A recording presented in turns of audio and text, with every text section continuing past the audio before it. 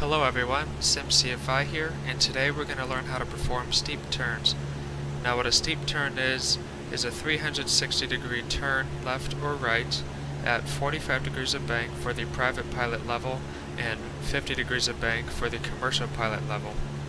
And so what we're going to do is we're going to set up a point out in the distance as our main reference point for where we're going to stop and end, because we have to remember that this is a visual maneuver, not an instrument maneuver. And so we'll find that point, and then we're going to do some clearing turns to make sure we're clear of traffic, and then we'll perform the maneuver. So we got a point. We're going to choose the South Butte, which is right here, so we'll turn to that. Now, we have the instruments as an aid. We can glance inside the check performance, and since we have a heading bug, it's nice to just set the heading bug to where our heading is going to be, because you have to end up plus or minus 10 degrees when you finish the turn, and then you'll end up plus or minus 100 feet on your altitude and plus or minus 10 knots on your airspeed, and all those are the same for the commercial pilot level as well.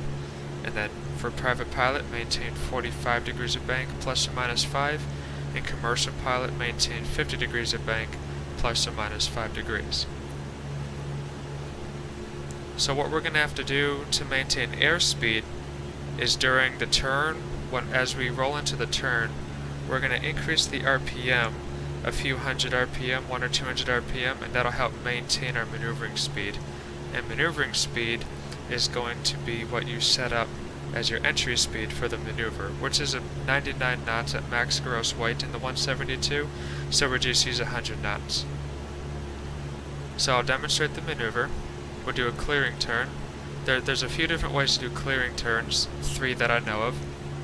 One is the simple way of lifting up the wing, make sure you're clear on that side, lift up the other wing, make sure you're clear on that side. That's what the examiner told me to do in the private pilot check ride I took. And then I've also seen it where they want you to do a 90-degree turn to the left, so just turn and turn left for 90 degrees and look for traffic, and then turn right for 90 degrees and look for traffic. And then I've even heard to do a full 360. And doing a full 360 checking for traffic, you might as well have already done the maneuver, but you really just want to check with your flight instructor and or your DPE, your designated pilot examiner, on how they want to see you perform clearing turns. But regardless of that, make sure you perform a clearing turn of some sorts before maneuvering the airplane. So we checked left and right on the wing for traffic. So now, getting into the maneuver, as a visual maneuver, we got the South Butte off the nose, got our heading bug. When you first start practicing this, you're going to want to figure out where the horizon intercepts the nose or the engine cowling or something on your airplane as a visual reference to maintain pitch and bank angle. So let's start a turn to the right, a little bit of right rudder. I'm going to add some power. We're going to get to 45 degrees of bank. Check that with the attitude indicator.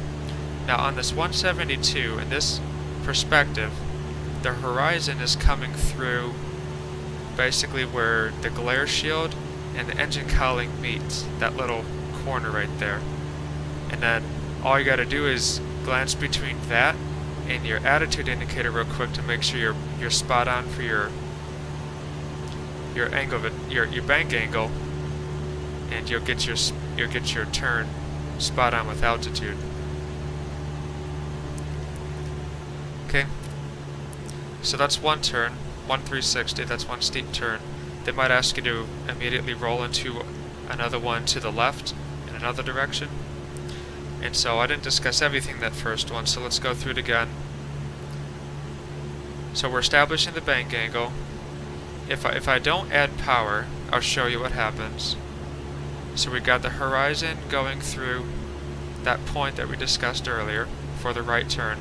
And you see the airspeed is decaying because when you're maintaining level flight attitude and you got 45 degrees of bank, you're pulling more than 1 G.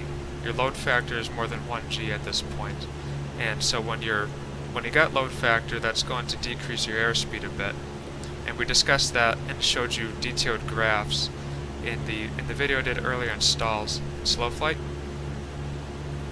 And so you're going to have to increase power to maintain the airspeed. So we'll bump it up about 100 RPM. Put that point, the horizon, back in its spot. And then our airspeed will stabilize around 100 knots. Alright, so this time we'll roll out on heading again. And there's the visual rollout. And you just got to practice rolling that out. Now looking at the heading indicator, I'm about 9, almost 10 degrees off. That's within limits, but it's you don't want to be performing at that level. You got to keep practicing. And so it's a mix of using your heading indicator and your visual reference outside and when to start your rollout. And that's why it's nice to have a heading bug, because you can see that visual cue coming in rather rapidly around the heading indicator. And so if you remember from the previous video I did on turns, you're going to roll out half of your bank angle in degrees prior to your point. So if we're at 45 degrees of bank, let's just call that like just over 25 degrees is half. So you're going to roll out about 25 degrees early. So if we line up that south beat a little on the left side, get a heading of 330. And so 25 degrees prior to that is going to be about 315. So right around here, or 305. And so that's when you want to start your rollout. So we'll demonstrate that. We'll roll into the turn. Add a little bit of power. You gotta pitch the nose up. You don't want it to sink like that. Get your 45 degrees of bank. Put the horizon where it belongs, in that little corner right there for a right-hand turn. Now we get our altitude stabilized again. See, the airspeed is just a tad above 100, so you can just pull the power back just a little bit. We're losing a little bit of altitude. Look back outside. Get the horizon back where it needs to be in that little corner. And now we see that heading bug coming up. So just past 300 here. Now we begin a rollout. And you get a nice smooth rollout that ends on your spot. And so that's just going to take some practice. And then as you roll out a turn, you'd want to reduce the power back to our 2100. 2100 RPM will give us about 100 knots in this airplane. So now we'll demonstrate one to the left. And going into a left-hand turn, that the horizon on the 172, you want to put the horizon basically right in the middle of the cowling, right where the spinner is coming in. That seems to be a switch spot, at least for 45 degrees of bank. Okay, we'll increase power just a little bit, because we're just shy of 100 knots. When you're starting these maneuvers, you want to make sure you're as close to your numbers as you can. So let's get on heading. Let's just change the heading bug a little bit, because we're going to still use the south beat here. 100 knots, 3,000 feet, just shy of 330. So that way we get the most margin of error during the maneuver if we're on a check ride. So now let's roll into the left, add a little bit of power, get our 45 degrees of bank angle, pitch the nose up a bit, and now we got the horizon going through the middle of the engine cowling. We can reduce the power just a little bit, get our bank angle back, but I keep dividing my attention between outside, which is looking at the horizon coming in, and I glance inside real quick at the instruments, see how they're doing, see if any minor corrections need to be made. Then I go back outside and fly primarily by looking at that horizon. So now here comes our rollout point. That's a little early, and reduce the power. Now another thing to note, so going into the turn, we'll increase our power here going in, but you got to start bringing back more and more back pressure on the yoke, because the more your bank angle increases, the less vertical lift you're getting, because it's translating to horizontal. So now my stick is back pretty far, and in the real world, if your altitude sinks just a little bit, and you start pulling back, you're really going to feel those G's. You're going to feel yourself sinking into that seat. And so it takes a lot of back pressure. Now when we roll out of the turn, we're going to get all that vertical lift back right around here. And it might take a little bit of nose forward pressure, or at least just neutralizing your stick, reduce the power, to make sure that you don't balloon up over your altitude. But if you make sure you're perfectly trimmed out and everything is set up like it is here, see we roll out, I let go of the controls and everything's back to where it should be, then you won't really have to push forward. Sometimes in real world I had to do that, but it might have been slightly out of trim. So that's the demonstration of the steep turn.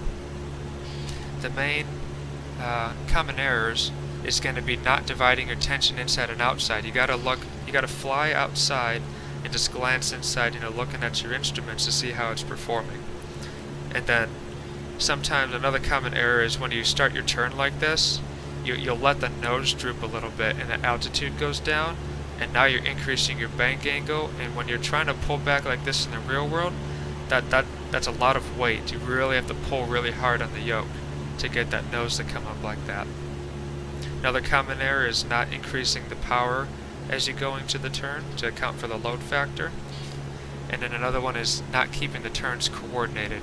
You got to use rudder getting in and out of these turns, especially when you're rolling out from that 45 degrees of bank, your left and right rudder. So you go ahead and practice this in the sim, and let me know if you have any questions in the comments below.